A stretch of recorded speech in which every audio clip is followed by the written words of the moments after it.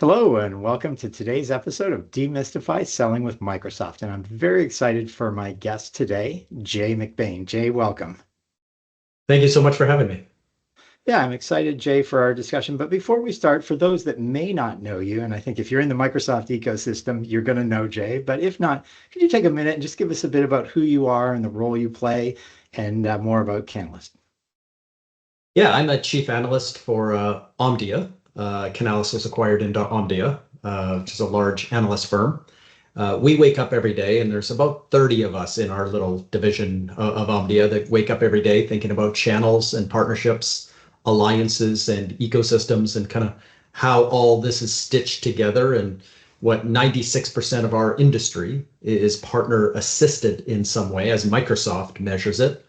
And so we're the ones that kind of connect the dots and connect it to the trillion-dollar trends that are underway, and kind of try to trend it into the day-to-day activities of the average small MSP trying to grow in the SMB space. Yeah, I love that. And you touched on a number of things that I want to dive into today, Jay. And really for a theme, I would love to focus on the sort of thriving in that SMB-focused Microsoft partner arena, especially as we move into the era of the ecosystem, and more so now as AI is really starting to move, take hold of our customers and our sort of motions, as well as the marketplace. I'd love to dive into that if that works for you. Yeah, sure, absolutely. I mean, this is the topic du jour, and as this industry is growing, and every morning we wake up to another $100 billion announcement from somebody like NVIDIA or OpenAI or Anthropic or somebody. We're trying to figure out, how do we grow that in SMB, and our potential, or our current clients and potential clients, how are they thinking about AI? But, from the very beginning, this has been the fastest growing industry now for 55 years in a row.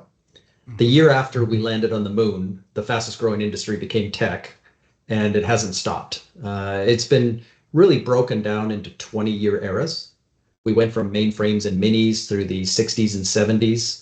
Microsoft partners, if they're old enough, could remember August the 12th, 1981. That was the first IBM shipped with Microsoft, or at that point, PC-DOS version 1. Yeah. And we grew client server for 20 years after that.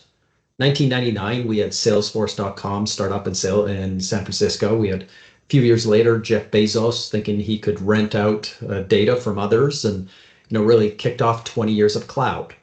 Now we're into that fourth phase, which is now 20 years of AI, which the first couple of years, to go back to a Bill Gates quote in 1996, have been kind of overhyped the first couple of years. While the consumer trend, ChatGPT became the fastest growing product in history. We had NVIDIA become the most valuable company ahead of Microsoft. And we had Elon Musk sign $1 trillion pay package for humanoid robots and the things that are coming. But we're in the 20 years, and the first couple of years have been a little bit underwhelming, but we're underestimating the first 10, which was Bill Gates' quote. And the next 8 years is going to be pretty exciting in the business space, and SMBs, where so much of the activity is going to take place. Yeah, I love that. And one of the things that I've heard you talk about, and I'd love to just dig in a little more, is that the buyers are shifting today in that SMB arena. So, no longer is it the you and I buying stuff, it's the next generation. And I would love to just hear your thoughts on that. Yeah, so last year, we actually went through the full demographic shift. If you look at our industry, $6.07 trillion industry today, hardware, software, services, and telco. And you look at that industry broken down, 39.1% of it is SMB, but the entire industry got a new buyer last year. 51% of the buyers are now born after 1982. Millennials are now the majority. And there's a lot of change. It's not the generation that I come from, Gen X, coming from the baby boomer branch managers that I had at IBM in the early 90s. Because we were focused on service levels and support levels. We were focused on price. We were focused on brand reputation. Here's all the things we'd write up in an RFP that we might rate or set as criteria. This new generation, number one, first and foremost, is integrations. So they'll buy a product 80% as good as the next one if it has better integrations. And so this is interesting. This is a digital first, digital only buyer. They love marketplaces. We'll talk about in a minute. They love subscription consumption models, which 2/3 of our industry is now in. But this integration first idea, this platform moment we're in, is really important to understand for partners wanting to grow services significantly, around this area. Yeah, well, and you touched on there's been a shift in terms of technology or hardware purchasing versus services purchasing. And I'd love to hear your thoughts on where those numbers are going. Are they still vendor favored, or is it more services now? Yeah, we actually measured the P&L, across 335,000 MSPs or people aspiring to be MSPs, or hundreds of thousands of VARs and system integrators and ISVs. But suffice it to say, when I was selling laptops with IBM, Lenovo, kind of in the 90s with Microsoft, 86% of a partner's business was really centered around hardware. That's PCs, that's servers, that was networking, that was telco, that was also printers and other things. And break fix services around that. Where today it's completely reversed. 86% of the average P&L is now wrapped around software and services. Where that hardware at 16%, that's revenue. From a profit perspective, it's only 13%. So the actual partner and how they run their company and where the opportunity is has completely flipped in a couple of decades. That's super interesting. Well, on that same vein, then you think about, back in the day, I had worked for VARs as an example, and we would be a sort of a one-stop shop. And do you think that sort of model still exists today, or is that shifting to sort of more people at the table? It's definitely shifting to more people at the table. And the other thing is, VARs or resellers, sometimes get a bad name in the industry because they're viewed, and a lot of vendors still to this day in gold, silver, bronze programs view them as cash registers. Yeah. And the entire economics of partnering for decades, since 1981, has really relied on that point of sale, the front and back end margin. So much of our industry, where the average VAR, like you said, full service, was in there doing consulting and design, was in there doing advisory work, implementations, integrations, was in there doing even managed services. So many things outside of being cash register. But that's how the economics worked. So the other things weren't really measured, and they were just assumed for the best VARs were doing full service work before, during, and after the transaction for the customer. But that's something that's changing quite a bit. And like you said, this one throat to choke, or this single trusted advisor, still rings true. If you break down SMB on the entry points, 1 to 9 employees or 10 to 24 is very much still in that world. You drop by a flower shop and they trust everything from the telephone to the printer to the cash register and everything else to kind of the person that's always serviced them, Larry in the white van. But managed services really took hold in the 50 to 150 employee space. And managed services, by the way, is now a $650 billion industry in 2026. That's larger than the entire SaaS industry, which is Salesforce and ServiceNow and Workday and HubSpot and the SaaSpocalypse that we're talking about right now. It's bigger than all the hyperscalers. It's bigger than Microsoft, AWS, Google, and everybody else combined. So this is a massive industry. Yeah. And it's one that doesn't happen at the point of sale. It happens every 30 days forever. But this is this idea then, to the modern customer, to this millennial, for example, that's the majority buyer today, they love a team sport. They want somebody in there that understands them as a buyer, what their role is. Are they the CMO? Are they the CRO? Are they head of product? Are they CEO? Are they board member? Are they head of finance? Understand me as a buyer. That may not be a VAR. I need somebody then that understands my industry. There's 297 sub-industries. Each have different compliance, regulatory, governance. I want you to understand my geography, my province, my state, my country, again, has different nuance to it. There's 3 really, important things. I want you to understand my segment. If we have 50 employees, we don't have the capabilities of 150 or 250 or 500 or 1,000. So don't be in the enterprise mindset here. We Right. might be in startup mode. So understand my segment. I need somebody to understand products. So if I just pick on SaaS for a minute, software, there's 2,262 categories of SaaS. Oh my goodness. SaaS makes up less than 10% of our industry. So now think about that. For the industry, we have tens of thousands of category of product. Nobody can be an expert in everything, Right. especially integrating, stitching it together. And then, I need to understand all the services opportunities, the multiplier opportunities. Microsoft talks about $8.45 of services opportunity available for every dollar of product. Most of that sits in enterprise. But in SMB, there's a way partners can get to $2 to $3 of services, doing the Right. consulting, doing advisory, doing implementations, doing managed services. So these are all, changing things. The average customer today across the board has 6.3 partners they trust. As you get larger, for example, into enterprise, it can become up 10 partners. So your chances of actually being in a team to support the customer's outcome, there might be 13 members of a buying committee in a larger company. There could be 7 partners at the table. There could be 7 layers to the solution. So 7 vendors.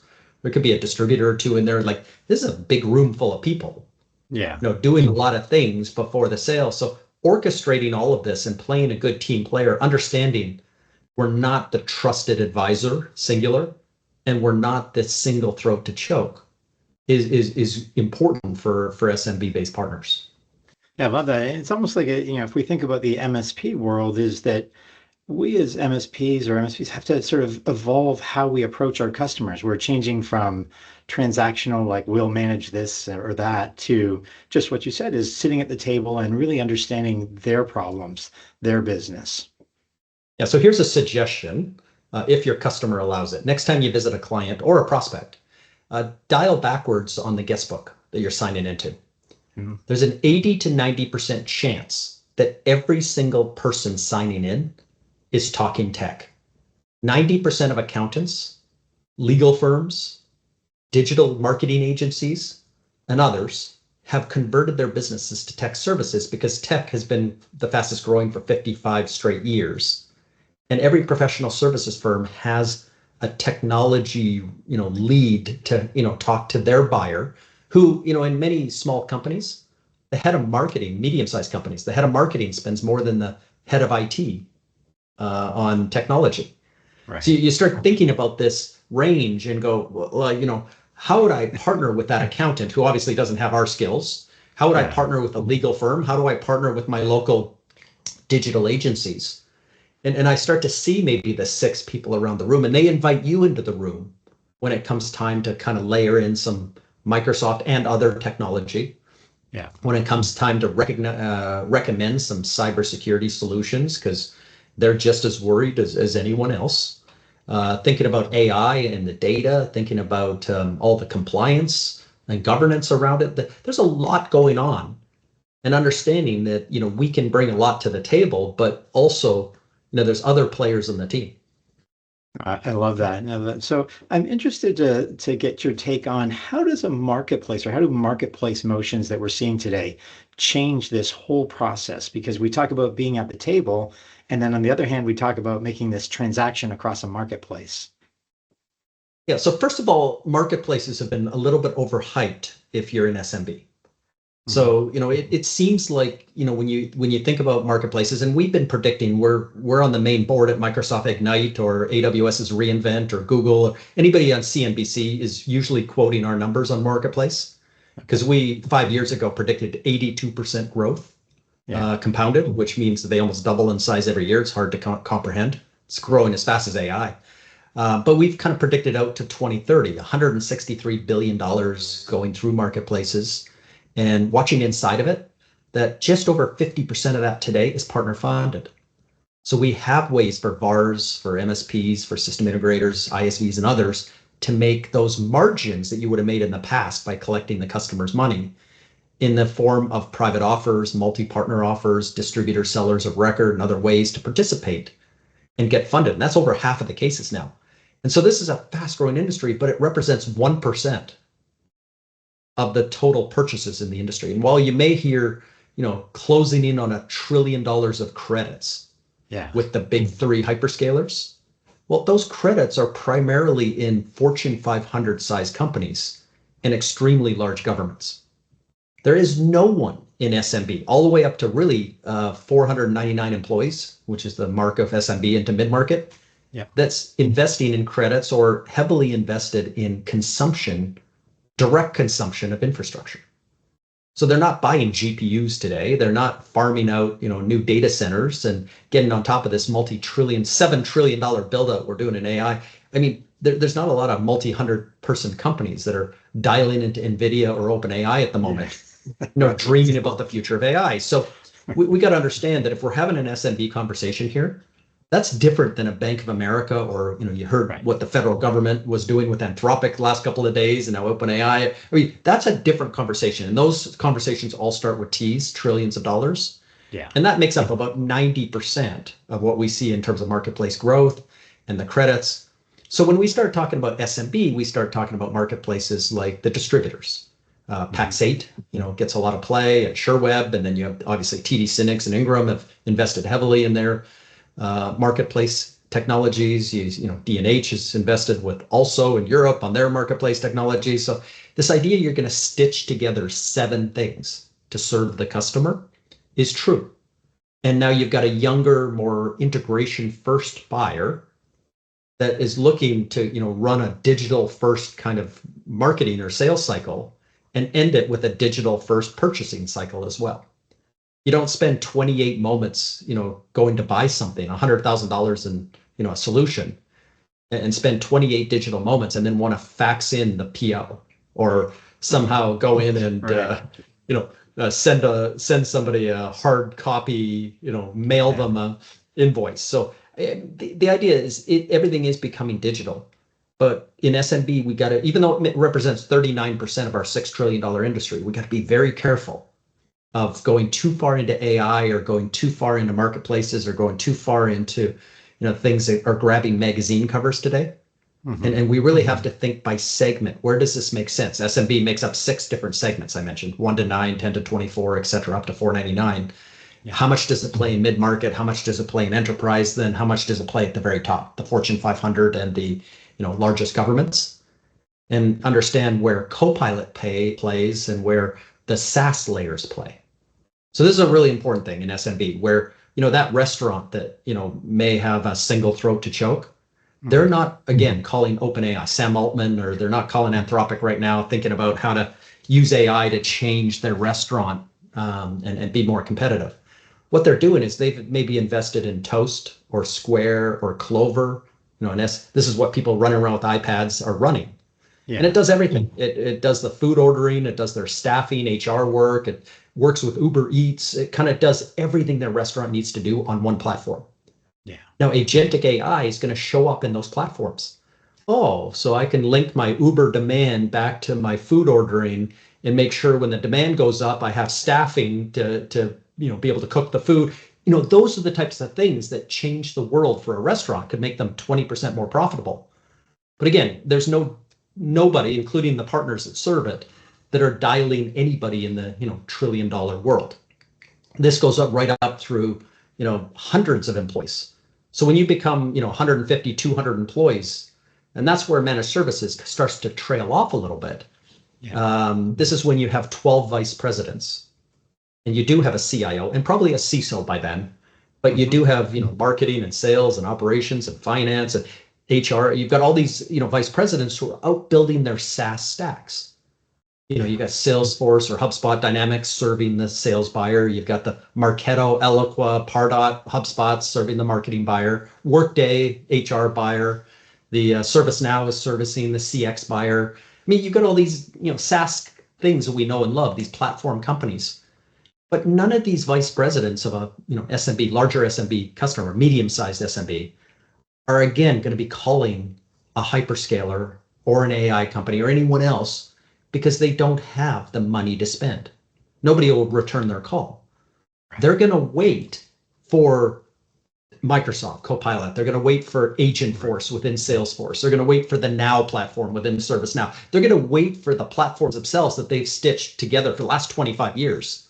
Their tech stack and agentic tools, just like that restaurant, are going to come in to make them 10 or 20% better. Yeah, I love that. I mean, it really it leans in on the fact that, to your point, that SMB customer isn't going out and calling these AI companies. They're looking to the partners, to the software providers to provide that level of insight and that guidance around AI and the tools to leverage AI.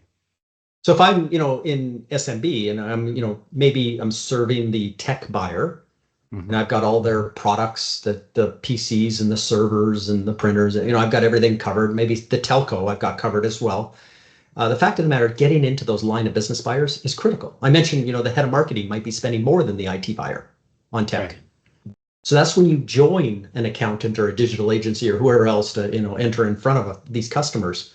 But remember the opportunities, the multipliers, the 6 or 7 or 8 time multipliers in services all coming around these pretty complex implementation and integration. So I've got an integration first buyer that says, hey, over time, I've either adopted or got this tech stack that I either built or I had to Yeah. step into, Yeah. and it's broken, and I want to cut off a bunch of pieces of it that are long gone, and there's other pieces that AI today can probably replace. Take the head off of some of these logins that we have to make. We have hundreds of these things chasing around our company. But in my core 7-layer stack, if this tool could talk better with this tool, that Uber Eats demand could talk better with the staffing and the, all the other pieces. If I could run my division, my marketing, my sales, my operations better, I need somebody to help me.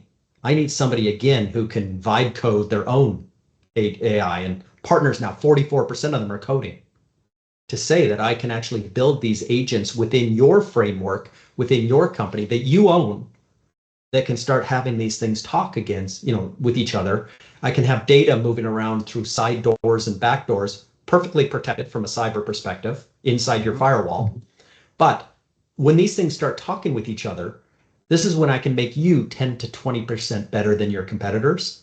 And you can see it on your bottom line when you're investing in these my services. You can see it show up in your results. I love that. And it's almost like that's the iteration that the MSP community or even the systems integrator community has to go through, moving away from that tech buyer to that line of business buyer and really solving problems like integration. And I think that is a huge shift for a lot of partners in the Microsoft ecosystem and really any ecosystem. Yeah, we're 5 years away from talking physical, like humanoid robots and self-driving and drones and stuff. So as we go through this generative and agentic phase of AI, like this is a 20-year window, but the first 3 to 5 years is all going to be here. Microsoft is probably one of the best companies in the world to work with, during this phase, but every company is kind of changing around to AI right now. But when the rubber hits the road in SMB, and we need products to sell, not just features. Copilot works cool on Excel and PowerPoint, does things that, you would have had to know VLOOKUPs and stuff in the past. Right. Yeah. That's cool, but that's a feature sell. And you're not going to make a lot of money, nor is there a lot of education and training. Like you're not going to make millions, when you sell a new feature. But when you start to stitch together business processes or workflows or logic, now you're talking at a completely different level. And perhaps you have two departments talking with each other that have never talked before. Hey, if I could get that from you and I could give you this, boy, we could both be better.